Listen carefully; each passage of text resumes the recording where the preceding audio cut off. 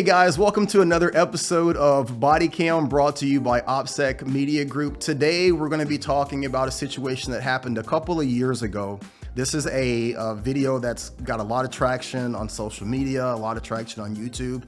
And I believe that it happened in Tampa. Let me give you guys the backstory. I think there's a basketball game or a football game or something going on where someone has parked illegally. Now, the security guard, doing his due diligence, I believe wants to maybe give them a ticket or some sort of issue like that. But what he does is he ends up parking his security cart behind the guy's car and blocking him in, and then everything goes completely south. So what we're gonna do is we're gonna watch the video all the way through. I'm not gonna stop it, I'm not gonna interrupt it, and then I'll give you guys my thoughts after that. Let's go. Did you just tell him to the cart? Say it again. Say it again. Did you? If not, call the cops, because you are blocking me from leaving. Do one or the other, because if not, I will move your car. You will not stop me from moving your cart from behind my vehicle unless you call the cops, right? Call law enforcement. Call him. Right now. Call him.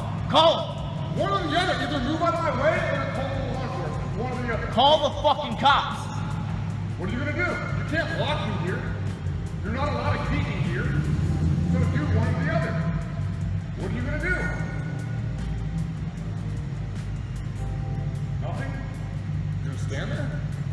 What are you gonna do? Can you please move your cart from blocking me? You're a security guard. I see it on your cart.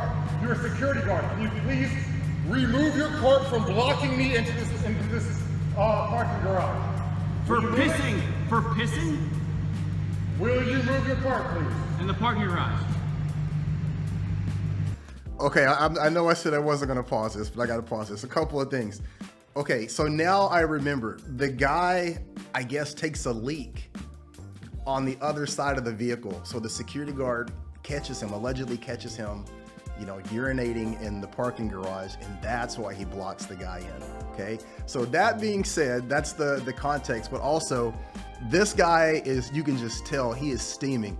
And as a private security guard, I completely understand where he's coming from. When someone is like pointing out, you're just a security guard. I can see it on your cart. Call the real cops. You don't have the authority. This is where it all goes south for 99.9% of security guards.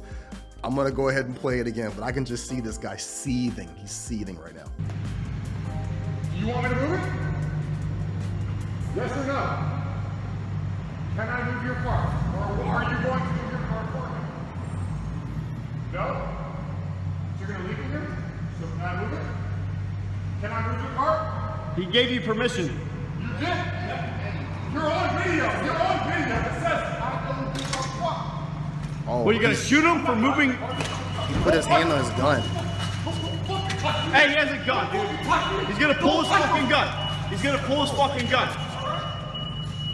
Go ahead. You're on video, bro. You're on video. I didn't touch you. And you're attacking me. Go ahead. Call the police. Call the police.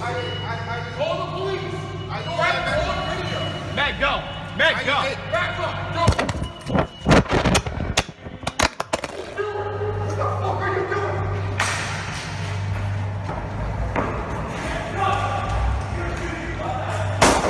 Oh man.